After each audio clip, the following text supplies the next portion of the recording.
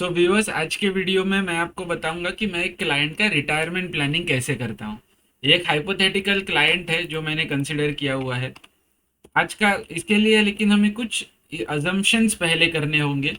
पहले होगा इन्फ्लेशन का। ये अजम्पशन है कि आज से लेके क्लाइंट के थ्रू आउट लाइफ इन्फ्लेशन 7% के आसपास होगा।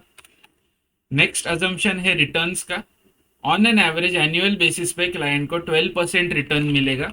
ये ऑफ कोर्स एस्टिमेट है। कोई भी mutual fund distributor, advisor, AMC manager आपको रिटर्न्स गारंटी नहीं कर सकता। हम सिर्फ पास्ट परफॉर्मेंस के बेसिस पे गेस कर सकते हैं कि रिटर्न क्या आएगा। और ये रिटर्न्स, माइंड यू, मैं कंसिडर कर रहा हूँ for the period of SIP, not during the period of retirement. वो क्यों, वो भी मैं आपको बताऊंगा। हर साल में मेरा इनकम या फिर मेरे क्लाइंट का जो एसआईपी है वो 5% से बढ़ेगा। मतलब यहाँ पे आप देख सकते हैं फर्स्ट ईयर के बाद हर साल उसका एसआईपी अमाउंट धीरे धीरे धीरे करके बढ़ते जा रहा है। और ये मैंने अभी कंसिडर किया हुआ है मंथली एक्सपेंस क्लाइंट का 35,000। और रिटायर होने के लिए with the same monthly expense client को रफली 10,000 रुपीज का एसआईपी करना होगा। ये 9879 एग्जैक्ट नंबर है क्योंकि बैक कैलकुलेट किया हुआ है based on his life expectancy.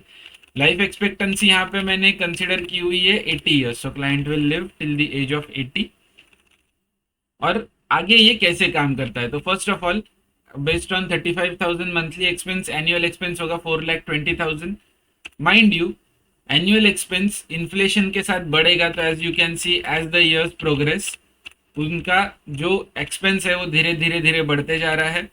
On the left hand side you can see clients age. Client started investing at the age of 25। Next year 2025 से मैंने कंसिडर किया है। This really doesn't matter, age is important. I have assumed till the age of 59, till the client completes, he or she completes 59, client का SIP चालू रहेगा। Okay, with increasing SIP every month, every year, sorry. तो आप यहाँ पे देख सकते हैं क्लाइंट का कॉर्पस धीरे धीरे धीरे करके बढ़ते जा रहा है। और आप यहाँ पे देख सकते हैं क्लाइंट का एक्सपेंस भी बढ़ते जा रहा है। तो जो एट द एज ऑफ 25 4,20,000 था, वो 10-11 साल में डबल हो गया है। That is in line with inflation expectation.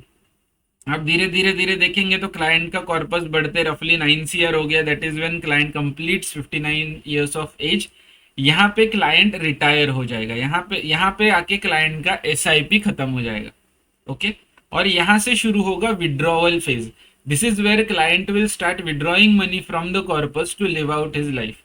और वो कितना होगा, equal to their annual expense. और ये कॉलम हमारा एनुअल एक्सपेंस का था।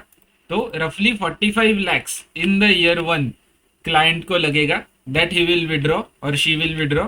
और rest of the corpus will continue growing. जो टोटल रफली 9 CR का कॉर्पस यहाँ पे बना था, उसमें से 45 लैक्स के आसपास क्लाइंट विड्रॉ करेंगे। बाकी का कॉर्पस मार्केट के हिसाब से ग्रो होते जाएगा। बट यहाँ पे एक कैच है, after retirement as a mutual fund distributor I cannot assume that client will have same high proportion of equity। मतलब रिटायरमेंट के बाद क्लाइंट उतना ज्यादा इक्विटी एक्सपोजर नहीं ले पाएंगे, because there is risk involve and now client is not able to take risk in his retirement और her retirement. तो यहाँ पे आके जो भी फंड होगा वो रफली in line with inflation grow करेगा। तो यहाँ पे आप देख सकते हैं मेरा रिटर्न अजम्पशन अलग था। In the SIP phase return assumption हम हायर लेते हैं। इन रिटायरमेंट फेज हम रफली equal to inflation return assumption लेते हैं।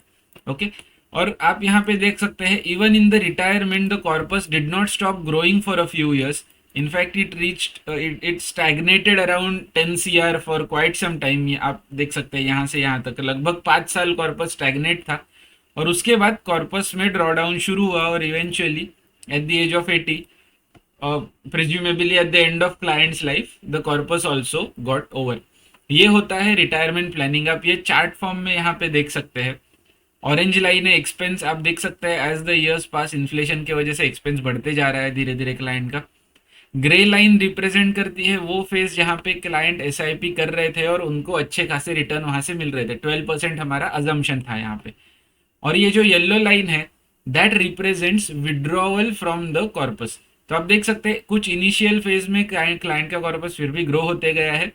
और एक पॉइंट ऐसा आया I think at the age of 67, ये दोनों रफली सेम थे, तो at the age of 67 client का कॉर्पस डिप्लीट होना शुरू हुआ, कॉर्पस कम होना शुरू हुआ, और at the age of 80 corpus zero हो गया। ये होता है रिटायरमेंट प्लानिंग का बेसिक। ये तो एक्सेल है, ये हर कोई कर सकता है, लेकिन what kind of funds to invest in to get the returns of रफली 12% और potentially aim to get returns of potentially 12%। Retirement के पास आते आते कैसे आपको आपका एसेट एलोकेशन चेंज करना है थ्रू योर इन्वेस्टमेंट फेज, कैसे आपको आपका पोर्टफोलियो रिबैलेंस करना है। रिटायरमेंट के फेज में, SWP फेज में जिसे हम कहते हैं, ये वाला फेज जहाँ पे आप आपके कॉर्पस से पैसे विड्रॉ करते हैं, ये फेज में आपको कौन से फंड्स में पैसे रखने हैं ताकि आपके पैसे सेफ रहे, और कौन से फाइनेंशियल इंस्ट्रूमेंट्स आप ले सकते हैं जिससे आपका रिटायरमेंट फेज पीसफुल हो। ये सब की अगर आपको किसी भी तरह की सहायता चाहिए तो डिस्क्रिप्शन में दिए हुए लिंक में आप फॉर्म फिल कर सकते हैं। डिस्क्रिप्शन में आपको हमारे कॉन्टैक्ट नंबर्स भी मिल जाएंगे, आप हमें डायरेक्ट व्हाट्सएप पे या कॉल करके कॉन्टैक्ट कर सकते हैं। और अगर रिटायरमेंट के अलावा आपको आपके बाकी के सब गोल्स के लिए भी सेव करना है, अगर आपको ओवरऑल फाइनेंशियल एडवाइस चाहिए आपका पोर्टफोलियो मैनेज करने के लिए या आपके गोल्स मीट करने के लिए, तो भी आप हमें कॉन्टैक्ट कर सकते हैं गंदार फाइनेंशियल्स पे। Thanks for watching.